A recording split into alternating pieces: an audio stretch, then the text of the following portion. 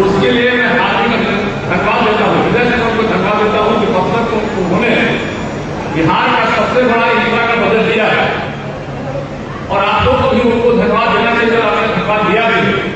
पूरे बिहार में ये भारत में पहली बार बिहार में ऐसा हुआ है, पहली बार ऐसा हुआ है कि केंद्रांश की राशि के अलावा हमें 69,000 करोड़ का एडिशनल बजट दिया गया है। ये एडिशनल बजट बिहार को जो दिया गया उसमें बक्सर सौभाग्यशाली है कि बक्सर को एक बड़ा बजट का रूप मिला है। बक्सर में जो इंफ्रास्ट्रक्चर के रूप में जो डेवलपमेंट होने वाला है उससे निश्चित रूप से बक्सर के सभी लोकसभा के जो क्षेत्र है वो प्रभावित होंगे।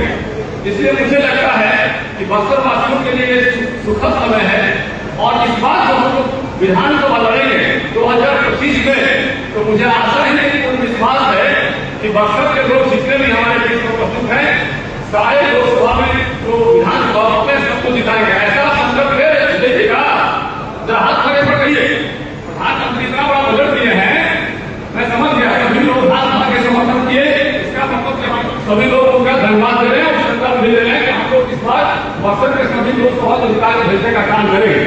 साथियों, भाइयों बहनों, हमारे जो उपस्थित हैं, मैं आपको एक बात आज कार्य समिति के माध्यम से बताना चाहता हूँ।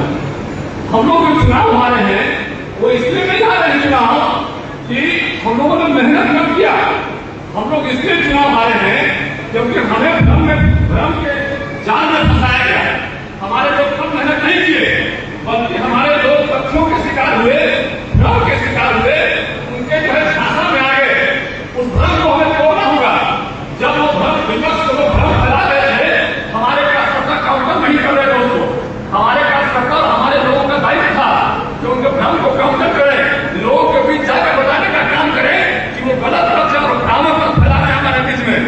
उन्होंने बताया कि संविधान खतरे में है, संविधान खतरे में है और इसके माध्यम से एक भ्रम का जाल फैलाने का काम किया। हमने उसको तोड़ने का काम नहीं किया।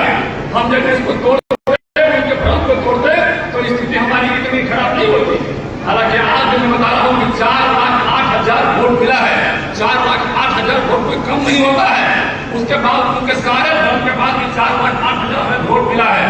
आप जान लीजिए बक्सर में कम वोट नहीं है। उन्होंने भ्रम फैलाया कि देश में आने वाले समय में हमारा संविधान खतरे में पड़ जाएगा, ये संविधान पे कब्जा कर लेंगे। लेकिन हम लोगों ने उनको काउंटर नहीं किया, हम लोगों ने बताने का काम नहीं किया जनता को कि देश में 90 से अधिक बार उन्होंने हमारी सरकारों को बर्खास्त किया है। ऐसा कई बार आया है, भारत 156 का इस्तेमाल किया, ऐसा कई बार आया कि देश के संविधान को बदलने का उन्होंने प्रयास किया, लेकिन बाबा साहब के द्वारा दिए गए संविधान को पूरी तरह बदलने में कामयाब नहीं हुए क्योंकि भारत की जनता जो है, भारत की जनता लोकतंत्र को पसंद करती है। आप जान लीजिए, हमारे सारे कार्यकर्ताओं को ये जानना ही चाहिए इमरजेंसी क्यों लगा था। इमरजेंसी की बात तो सारे लोग करते हैं ना बात, इमरजेंसी की बात सब लोग करते हैं। यहाँ बैठे हुए जितने लोग हैं, कैंपस पर बैठे लोग हैं, कैंपस से नीचे जितने लोग हैं, सब लोग कभी न कभी इमरजेंसी की चर्चा करते हैं। लेकिन मुझे ये बताना होगा कि इमरजेंसी की चर्चा क्यों होती है, आखिर किस कारण से, इमरजेंसी में हुआ क्या था। इमरजेंसी में आप समझिए, इमरजेंसी में हमारे संविधान को मिनी संविधान में बदलने का काम किया गया। राहुल गांधी जो पॉकेट में लेके चलते हैं छोटा संविधान, इमरजेंसी में इतना मोटा संविधान को इतना पतला संविधान में गौर करने का काम किया गया था। कोर्ट के पावर को सीज करने का काम किया गया था। आज हमारे बीच कोई घटना होती है, कोई लड़ाई होता है, मर्डर होता है, हम कहाँ जाते हैं, हम जाते हैं कोर्ट में कि बता दे तो चिंता मत करो, हम जाते हैं कोर्ट में, हम कोर्ट का शरण लेते हैं। हम किसी बड़े व्यक्ति का शरण नहीं लेते हैं, किसी राजनेता का शरण नहीं लेते हैं। हमारा सबसे बड़ा विश्वास कोर्ट पर होता है। आप जान लीजिए कि इमरजेंसी में क्या हुआ था। 1970 में जब इमरजेंसी लगाया गया तो कोर्ट के पावर को सीज कर दिया गया, डिटेंशन ऑफ ट्रायल के पावर को सीज कर दिया गया, हम कोर्ट में जाने के रास्ते को बंद कर दिया गया, लिमिट कर दिया गया। यदि किसी को अरेस्ट किया जाता था उस समय तो उसमें सरकार को अधिकार था कि जितना समय चाहे उतना समय उसको अरेस्ट करके रख सकते हैं जेल में, वो कोर्ट नहीं जाएगा और कोर्ट में उसको बेल नहीं देगा। आप बताइए हम किसके शरण जाते हैं, उसके बाद भगवान के शरण जाते हैं। हम जो है घटना घट रही है, यदि कोई अरेस्टिंग हो रहा है तो उस इमरजेंसी में किसके पास जाते हैं। यदि कोई सरकारी अधिकारी हमारा मर्डर कर दे, यदि कोई सरकारी अधिकारी हमारी हत्या कर दे या आम पब्लिक हमारी हत्या हो जाए तो हमारे लोग किसके पास जाते हैं, यही कोर्ट के पास जाते ना। लेकिन कोर्ट के पास कोर्ट का पावर सीज कर दिया गया था, ये इमरजेंसी था। उनके पास अनलिमिटेड पावर आ गया था। संविधान खतरे में जो बोलते रहते हैं, उन्होंने इमरजेंसी के दौरान संविधान को पूरी तरह खतरे में डालने का काम किया। एक छोटी सी घटना है सुलभ में एक विवाद हुआ था, एक एडीएम जबलपुर के और सेवा कांड, उन दोनों का केस लंबा चला और केस सुप्रीम कोर्ट में चला और सुप्रीम कोर्ट ने कहा कि हमारे पावर को सीज कर दिया गया है और उस पावर में हम जो है इसको पैसा नहीं दे सकते सरकार के खिलाफ में। आप समझिए क्या स्थिति हुई उन्हें पूरे देश की जनता की गरीब प्राणी के रूप में से अपने आप को समझ रहे थे, असहाय बेसहारा, क्योंकि संविधान के पास ताकत ही नहीं होती थी और उस ताकत होती थी वो लीड ताकत होती थी। लेकिन देश के लोगों ने बदलने का काम किया। देश में बड़ा आंदोलन चला, जैसे आजादी के लिए हमारा एक बड़ा आंदोलन चला पूरे देश में, उसी तरह से हमको फिर से आंदोलन करना पड़ा और तब जाकर इमरजेंसी के बाद फिर से आंदोलन है। हमारे कानून में जो जितना पावर होना चाहिए था, अम्बेडकर जी के द्वारा दिए गए पावर को फिर से हम रेस्टोर कर रहा है। ये इमरजेंसी और वो कहते हैं और आज यहाँ तक घूम गए। एक गरीब व्यक्ति प्रधानमंत्री बन गया, इस संविधान का देन था और उस संविधान का हम लोग जितना कदर करते हैं उन लोगों ने कभी कदर नहीं किया। बंगाल की घटना से आपको वाकिफ है, बंगाल में ममता बनर्जी किस तरह से वहां पर कैसे शासन चलाती है, इसमें किसी से छुपा हुआ नहीं है। लेकिन उसके बाद ही वहां पर सरकारें बर्खास्त नहीं की गई। कई बार ऐसा मौका आया सरकार के पास कि बंगाल सरकार को बर्खास्त करने की मांग की गई, लेकिन आम आदमी द्वारा बोला गया कि बंगाल की सरकार को बर्खास्त कर दिया जाए। लेकिन हमारे प्रधानमंत्री ने बंगाल की सरकार को बर्खास्त नहीं किया। वहां गवर्नर पर रूल करने का उन्होंने प्रयास किया, वहां पर इस तरह से घटनाएं करने का प्रयास किया जिससे वहां के लोग अपने आप को असहाय महसूस करने लगे। लेकिन संविधान में जो है हमारे प्रधानमंत्री का हमेशा फोकस होता है, हमेशा वो समझते हैं कि संविधान का कदर होना चाहिए। बंगाल की सरकार को बर्खास्त नहीं किया गया। इसलिए यदि कोई हमारे बीच से ये बोले कि भाजपा ये जो है 400 के नारा दी थी और वो संविधान को सत्ता में लाने के लिए उनको बताना चाहिए आपको कि नेहरू जी आज कांग्रेस में राहुल गांधी बकवास करते हैं ना, ये उनको आप लोगों को बताना चाहिए।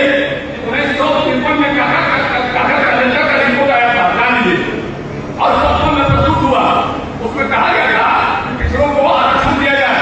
उसका विरोध किया कि हमारे कई साथियां पिछड़े हैं, उसका विरोध किया था कांग्रेस ने, कहा था और एससी एसटी बैकवर्ड ईबीसी उन सबको जब आरक्षण देने की बात आई, आरक्षण को स्ट्रॉन्ग करने की बात आई, 1961 में नेहरू जी ने चिट्ठी लिखा था राहुल गांधी को अपने बाप दादा के पुराने जो है विरासत को नहीं भूलना चाहिए और हम लोग को भी इस बात को जनता को बताना चाहिए। उस चिट्ठी में क्या था, उस चिट्ठी में कहा यदि ST ST OBC backward class EBC को उस पर हम आरक्षण को फोकस करते हैं तो हमारे देश का स्वभाव बिगड़ जाएगा। आप बताइए कौन सा स्वभाव बिगड़ गया? आज हमारे एसटी एसटी ओबीसी को आरक्षण मिला हुआ है, कौन सा भारत में स्वभाव बिगड़ा हुआ है, कौन सी हटाई हुई है? तो ये जो है काम जो है आरक्षण के विरोध में हमेशा भरण किया है और चुनाव जो आता है तो वो बोलते हैं कि भाजपा आरक्षण विरोधी है। ये जानना होगा आपको और इसको बताना होगा आम जनता को कि हमारी सरकार किस तरह की है। ये भाजपा है, मुझे समाज के मंडल कमीशन का आयोजन मंडल कमीशन आयोग किसने लागू किया? ये प्रधानमंत्री ओबीसी का गठन किए। तो जब आरक्षण मिला है हमारे प्रधानमंत्री ने देने का काम किया, एनडीए सरकार ने देने का काम किया। तो इसलिए अभी हमारे केंद्रीय मंत्री राजभूषण जी का प्रधान होते हैं और हम उनका इसी मंच से हार्दिक अभिनंदन करते हैं। राजभूषण जी और हमारे बड़े भाई नितिन तिवारी दोनों यहाँ प्रधान होते हैं, तो एक बार आप लोग भी उनका जरूर से अभिनंदन कर दीजिए।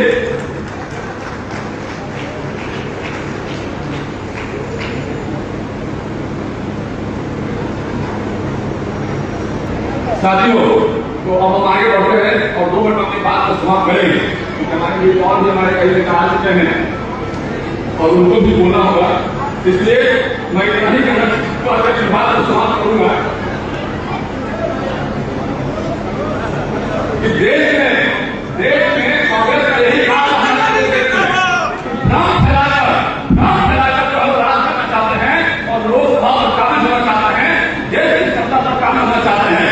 इंदिरा गांधी जब चुनाव हार गई थी, इलाहाबाद हाईकोर्ट का फैसला दिया था, इंदिरा गांधी का कष्ट फैसला नहीं दिया और ये कहा कि इंदिरा गांधी को 6 साल के लिए करने से वंचित किया जाता है और इंदिरा गांधी को ये लगा कि हम चुनाव हार गए और हमको